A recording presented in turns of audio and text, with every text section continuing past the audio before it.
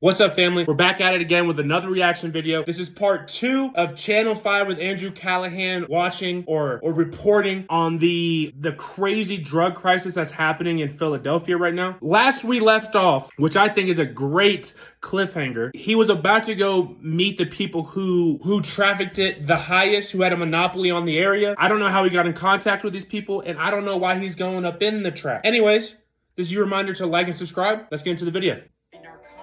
The Trank brothers agreed to meet with me, but wouldn't give me an exact address. They first told me to go to the parking lot of Max's Cheesesteaks in North Philly. From there, they gave me walking directions to the stash house, where the door was left wide open for me to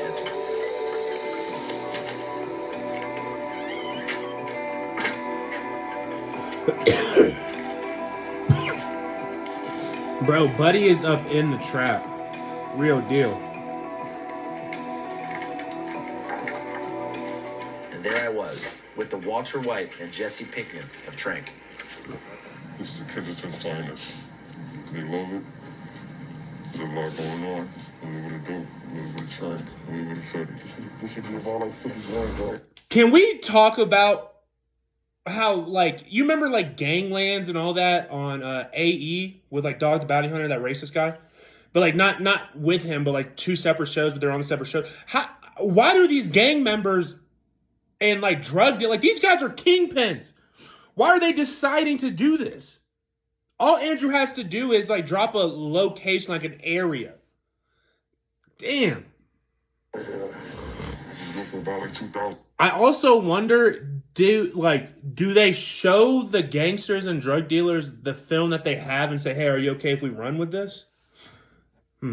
Dollars between $2,000 and $4,000. You know, it don't cost that much neither. It don't cost that much. I'm sure you've seen a lot of people have died from overdoses from this stuff. Yeah. Molly Kotchenberger was just 30 years old when an overdose claimed her life. Iran says a dangerous veterinary tranquilizer was to blame. We saw that she had fentanyl and xylazine in her system. Do you feel any sense of, like, responsibility? Yeah, I feel bad. They can't spend more money with me. This nigga's evil, bro. Like, I know he's trying to be, like, moral high ground guy. This nigga's evil, and you know he's the killer, bro. He's the killer. He's probably, like, the younger brother who listens to the older brother, but he's definitely the one who be, you know, doing the do. This dude said, yeah, I'm mad because they can't spend more money with me. This nigga's going straight to hell. So for those who don't know, what is Trank? Trank is a liquid paste. It's like a tranquilizer, but it's already, so it's like ketamine. I gotta put it into like a blender and really get it down to a powder form so I can get all my work from it. Get it done, get it in the streets, and do what you gotta do. I saw online that it kind of originated as like a veterinary thing, right? Yeah. So when you get your hands on it at first, it's not really breaking the law until you really like put it together. Is there like a kind of dirty veterinarian involved somewhere along the way? Yeah, plenty of them. Damn. It don't cost that much neither. He's right. For a licensed veterinarian, a bottle of xylazine, capable of doubling the strength of an ounce of fentanyl, costs only $33. Is there a He probably limit sell to it to them for $200. Well, sometimes. What is that limit? So an average bottle, I'd say we probably get about like 4 or 5 bottles. Okay. How much is each bottle? So average between, I'd say 300 about to to say. 700. It can come to 1,000 if the person really stingy, don't want you to know what's going on. And it's typically veterinarians. Yeah. Well, no. He's the first guy, but we talked to the 4th, 5th, 6th guy. Damn. I don't go right to the farms and get it, I got some people that make runs. I don't really make runs myself, but I make sure I pay them very well to get what I need. We do what we gotta do, but I need y'all to get. Bro, these boys are dry snitching like a motherfucker. The bottles with you? You see that water right there? Yeah, that's that money right there. See my guy ain't moving. Dude, not even capping, bro. Andrew Callaghan might single-handedly end the trank epidemic happening out there in Philadelphia just off of this. I feel like if you hand this over to like an FBI agent or like an accredited detective, they could probably, you know, take down what's happening. And these boys and them Trank brothers are just bragging at this point. Damn. Do you kind of moderate like how much you put into the fentanyl packets? Yes, you got to. You don't want to kill them. You want them to enjoy themselves, you want to kill them. You think Trank's like a pretty enjoyable experience? Yeah. He got the Glock in the causes pocket. an anesthetic effect, so lower heart rate, a sense of calming. It almost rivals that of heroin. Interesting. And they don't go through harsh withdrawals. What does Trank feel like? Trank makes me feel like I'm asleep. Honestly, it's kind of like a daze. Damn. I'm from like the heroin days. You know, I'm in it for the rush. You know, the euphoric rush from the drugs. The Trank really doesn't offer that, but what it does offer is a cheap nod. How much is a single dose of Trank? A single dose is Trank, like in an adult bag form. Yeah. $10, $5 to $10. Oh, $5 It's only for $10? a bag of fentanyl mixed with a tranquilizer. How many do you think you sell a day? Hundreds of thousands. From a distribution standpoint, the Trank brothers supply between 15 to 20 blocks in Philadelphia every day with their own bundles of Trank. They estimate that each block alone sells 10,000 doses. So the block to 100 bundles, and there's 14 bags in a bundle. There's about 10,000 packets. This economy generates $500,000 every day. But as we saw, it costs many customers their Woo! Fuck, bro. God damn, for $5, bro. Oh my gosh, I might try it. No, I'm joking. I wouldn't try it. I personally wouldn't try it. But it's crazy to think about, like, living out here in Denver. Whenever I see a homeless person, sometimes, like, if I have cash on me, I'll give them $5. Well, let me tell you this quick story real quick. One time, my buddy came down here and he was talking about how crazy the homeless people are. And I said, yeah, man, one day I might run into someone who says, a homeless guy who says, hey, do you have any cash? I'm gonna say, no. He says, well, I got Zelle and PayPal. And guess what happened the next day? A homeless guy asked me for cash, and then I was like, oh, I don't have any cash. He was like, well, I got PayPal and Cash App. Bro, if you don't get a fucking job. All right, I'm kind of confused at where we're at. Let's just restart the video. Not restart, but let's go back to playing it. I forgot what I was talking about. And it's not good. Normally, if you do it the right way, it won't happen like that. But if you miss, it will tear your ass up. Do you feel any sense of like responsibility for that? No responsibility. How come? Because I'm not the one that's giving it to him directly. So you have other people that work for you. Yes, I do. How many people do you think work under you? 50 average. What's Damn, like that's the a small average age, business. typically? Average age, teenagers, dealers, teenagers, older people, yeah, sometimes, but they normally they're drug addicts. I see you have some protection on your hair. Got to, all the time. Glocks, Smith & Wessons, nuclear, whatever you can get our hands on. The Glocks are fake. They are very, very reliable. There's a lot of robbers. Everybody can't get their hands on this stuff. Why is it so hard to get this stuff? Why? Yeah. Because we stingy. You're not going to share everybody. We don't worry. Do you think the cops ended up talking to Andrew Callaghan about this? Like, it was like, hey, man, what all do you know? And, like, looked at the raw footage of everything? Damn. Why get our money? Think about being the camera guy. Think about being this fuck right here. I would be, how do I say? Oh, that's a lighting guy. That's the camera guy. Bro, they must fuck with Andrew heavy, dude. I'm not gonna lie. I don't know if I'd walk up in the trap like that. Not that kind of trap. Not that kind of trap. Because the drug dealers will kill you. If it's like a weed trap, it's like, oh, all right. Yeah, I don't care. So when they see people that got blocks that's doing real good numbers, they like to rob the hustlers. And when they rob the hustlers, they're messing with me. And therefore, I gotta take care of them. How do you take care of stuff? Normally death. Normally death. You ever shot anybody before? Yes, sir. How was that experience? I don't know. I don't remember. How'd you first start doing this? Friends, poverty, no cash, and seeing that they like it better than dope. How would you describe your upbringing like in general? Regular. I picked the software engineering program because they pay very well. It's a fast-paced industry. The boot camp allowed me to keep my job, honestly, and Nothing crazy. Regular poverty. How about your like home life? Regular. It wasn't enough. How old were you think when you first started to just like figure you didn't want to work a regular job? Never worked a regular job. Really? No. Not even for like one shift at Starbucks? No. How long have you been doing this for? I'd say about 10 years. How do you feel about what's going on in K&A? I'm not really too far from that area, but I know my stuff is over there, and they're loving it. You know? Damn. Some people got dope. Some people got dope with Trank. Some people got dope with fentanyl. This looks like a GTA I server forgot right to now. mention, Trank prices are kept fixed by the cartel. The original crooked veterinarian at the top of the supply chain doesn't sell to the Trank brothers or anyone directly. They sell wholesale to a broker who works for a Mexican drug cartel. What are those guys like? Sturdy, very sturdy. They want to do what I'm doing. Do they kind of control things on like a high level? Yes, they do. Prices, people lives. For my own safety, I don't want to say which one, but the cartel sets a fixed price for xylazine bottles and closely monitors Trank as it travels down the supply chain, particularly as it moves from the Trank brothers onto the blocks, like Kensington. If any blocks are found to be cutting and weakening Trank to maximize profit or getting xylazine from outside veterinarians, they would almost instantly be killed, and the cartel doesn't have to do it themselves. They can get you touched without even being here. Really? Yes, sir. They'll drop the price. Just like a bag on somebody's head? Yeah, no problem. And that way it just kind of circulates around. Right.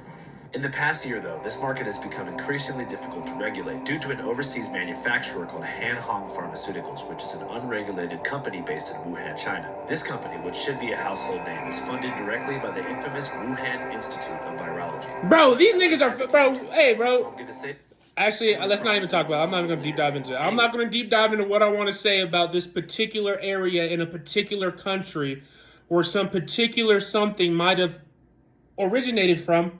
I really don't know what I'm talking about. But they're fucking us up.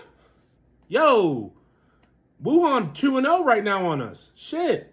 anyways, Han Hong Pharmaceuticals was recently revealed to be the company solely responsible for selling fentanyl precursors to the Mexican drug cartels, who then bake these chemicals in a laboratory into pills and powder to import into the United States. Because of the success of the open-air trank market in Philadelphia, this company recently figured out about xylazine. And so, about a year ago, Han Hong began selling their own variant of xylazine, but instead of liquid, in a powder form for only $20 a kilo, which they've been attempting to sell to drug dealers in Philadelphia on platforms like Telegram and WhatsApp. Unlike the trade of fentanyl, which requires the cartel as a middleman to make the precursors, Han Hong's invention of powdered xylazine allows them to cut out the cartel as a middleman and sell directly to dealers. For a period of time, this was a real game changer for trank dealers. They can get it off the internet. They can order it from anywhere. And what's That's sad is you crazy. don't even have to be in the veterinarian field to receive it through the mail from Chinese dealers. Bro, China's fucking This us up. majorly weakened the control of the cartel, who had already set a fixed price for liquid xylazine bottles, leading them to impose a death sentence on anyone caught receiving or trading powdered Chinese xylazine. This green light on someone's life, however, is imposed remotely. Because Philadelphia is so poor, all the cartel has to do is contact the city's gang leaders through private channels with someone's picture, their name, and a price. In the following days, a feeding frenzy for that person's life will ensue. Oh my god. 3 gunmen firing dozens of shots in broad daylight, killing a 19-year-old man who was sitting on some steps. From an outside perspective, it may look like gang warfare or just simply black-on-black crime, but it's actually a proxy war between Chinese corporations and Mexican drug cartels. For this reason, the advent of trank in Philadelphia has led to a major spike in homicides, and almost nobody has a bigger target on their head than the Trank brothers. What are your aspirations like for your whole life? Well, I get in and get out. I've been in for quite a while, but since the trank and the fentanyl have been here, profit's been very skyrocket, so I assume I've been doing this too long, but yeah, until then, I gotta do what I gotta do. So you do think you'll get out of the dope game eventually? Yes, I will. What do you want to do when you're out? Get a business. I like cars. I like fancy cars. What's your favorite kind of car? Dodge Charger, Hellcat, Fancy. Grand Cherokee. This nigga, hey, bro, this he said a Grand Cherokee. I don't want to laugh too hard because I don't want to get murdered, but that nigga's a clown. He said, yeah, I like fancy cars, a Dodge Charger. Well, hell, brother, all you had to do was be good at football, commit to Alabama. You can get a Charger, Challenger, Trackhawk, motherfucking Ford Raptor. You could have got all that. Fancy cars. I like money. What's your favorite way to spend money, like after you get it? On my bitches. Fancy cars, jewelry. Like taking girls out to restaurants? Yes. Hell yeah. What kind of food do you like? I like pastas, I like pizza, I like steak. That's it. Most important, lamb. I'm a lamb type guy. Oh, nice. I'm a What do you think's lamb the best type place in guy. Philly to get lamb? Lamb. Here.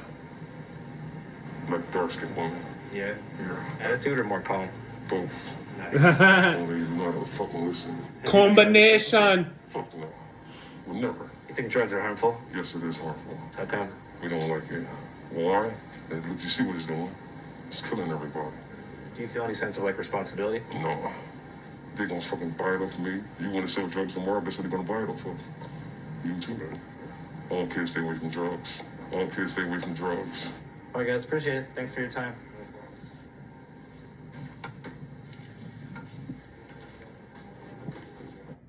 In fact, there's always new recipes. We have our great culinary team. Your order is shipped directly to your door and is never frozen along the way. You're saving time and it's so convenient.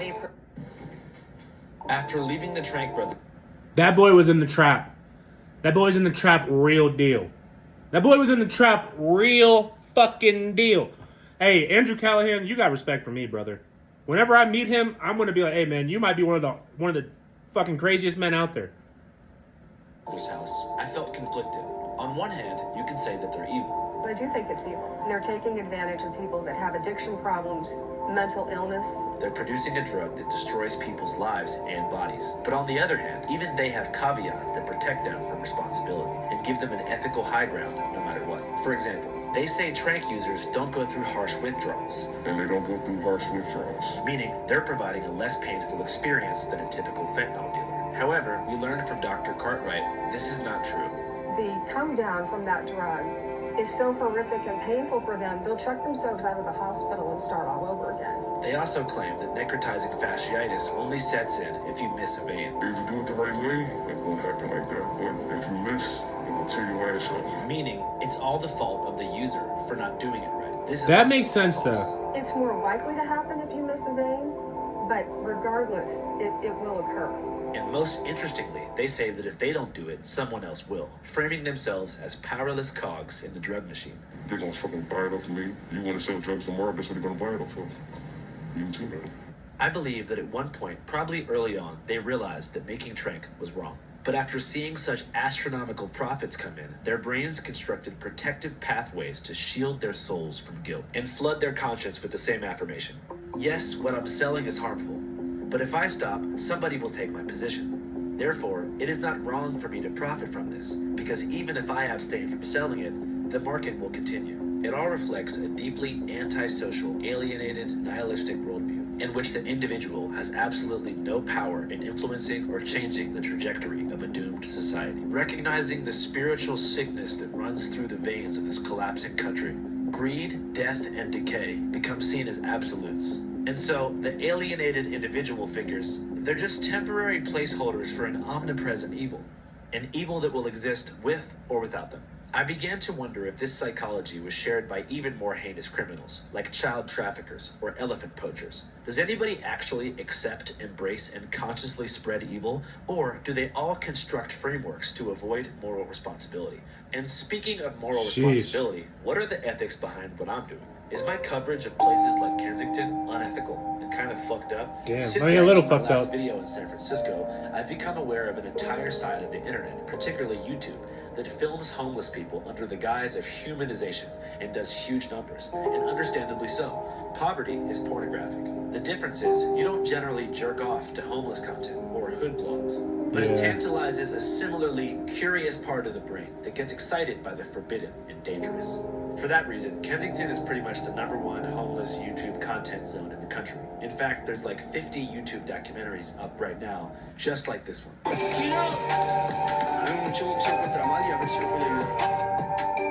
Damn, man.